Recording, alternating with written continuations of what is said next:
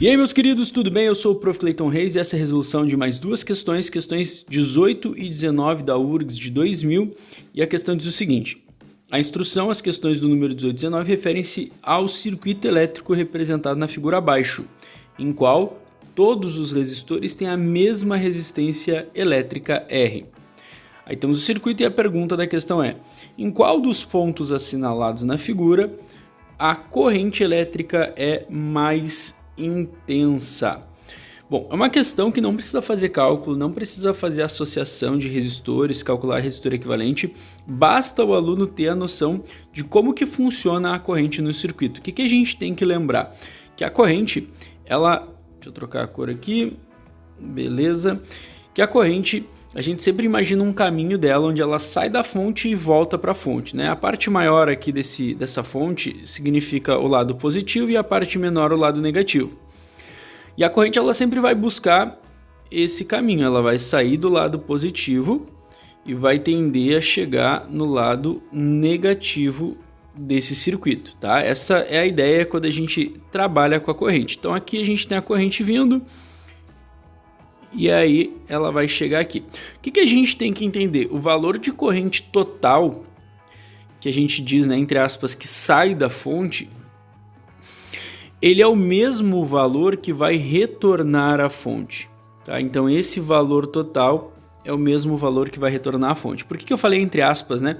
Porque a gente sabe que na verdade a corrente é uma coisa que se estabelece em todo o circuito, né? Não é como se ela estivesse saindo da fonte e chegando na fonte, mas o fluxo que a gente imagina, que a gente trabalha é esse, né? Sai do positivo, chega no negativo, e o valor total que está saindo de corrente é o valor total que está chegando.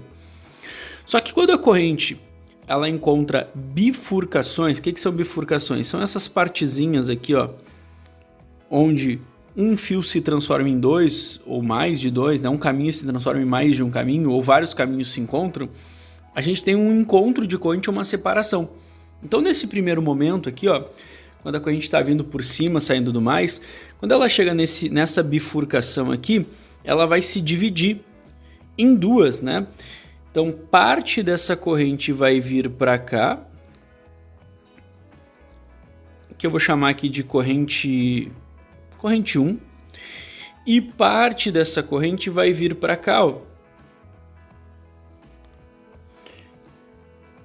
que eu vou chamar de corrente 2. E é isso aí, a gente já consegue entender, por exemplo, que a corrente que está indo em B é um pedaço da corrente total e a corrente que está indo em C é um outro pedaço da corrente total. Tu percebe que quando chega na outra bifurcação ali, a gente tem uma outra bifurcação, essa corrente que eu chamei de I2, ela se divide de novo, deixa eu trocar a cor, ela se divide de novo para uma corrente que eu vou chamar aqui de I3, e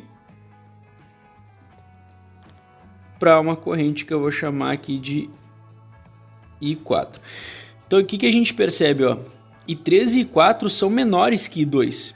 I2 é menor que a I total, certo? Então a corrente ela vai se dividindo conforme as bifurcações. Aí quando chega nessa bifurcação, a gente tem um encontro ali, ó, das correntes, pelo que a gente consegue ver. E aí esse encontro, né, de I3 com I4 volta a corrente a ficar com o valor que ela estava. Então isso aqui volta a ser I2. E essa I2, ó, ela chega aqui e se encontra com a I1 aqui, ó, nessa outra bifurcação, nesse outro nó.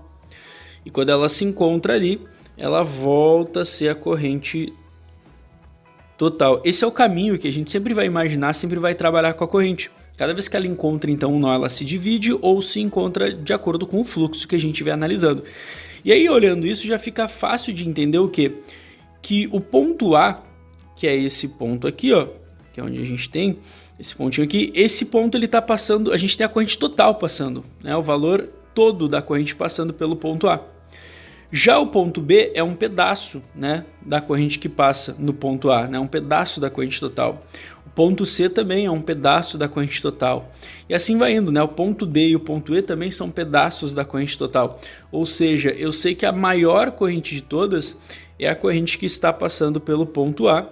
E aí a resposta certa para essa questão fica a alternativa A. Não precisa fazer cálculo, nem nada muito complicado, é só entender o fluxo da corrente para entender qual é o ponto que vai ter o maior valor de corrente.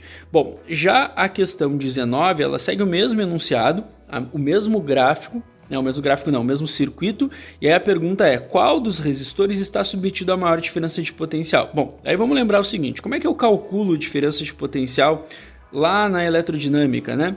A DDP, deixa eu trocar a cor para azul aqui, a DDP é igual a resistência vezes a corrente, né? O tal do UQI que a gente aprende, beleza. Só que aí a gente tem que entender nessa questão que todos os resistores, né, como a gente viu aqui, ó, apresentam o mesmo valor de resistência R, conforme o próprio enunciado nos deu, né? Eu já tinha destacado lá no outro, mas o próprio enunciado tinha nos dito isso. O que a gente tem que se ligar aqui então? Se a resistência é um ponto, é uma coisa igual para todo mundo,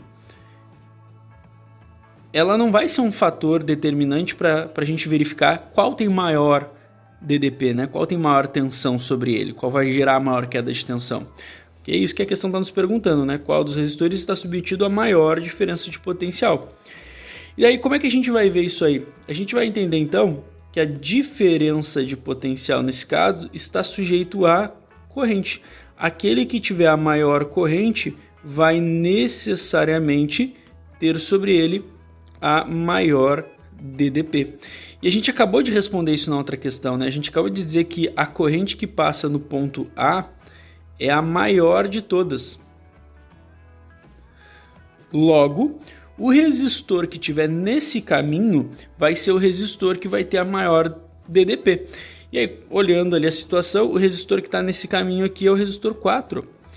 Então, o resistor 4, ele tem sobre ele está submetido à corrente que está passando em A. Logo, o resistor 4 tem a maior corrente sobre ele, então também vai ter a maior queda de tensão, a maior DDP.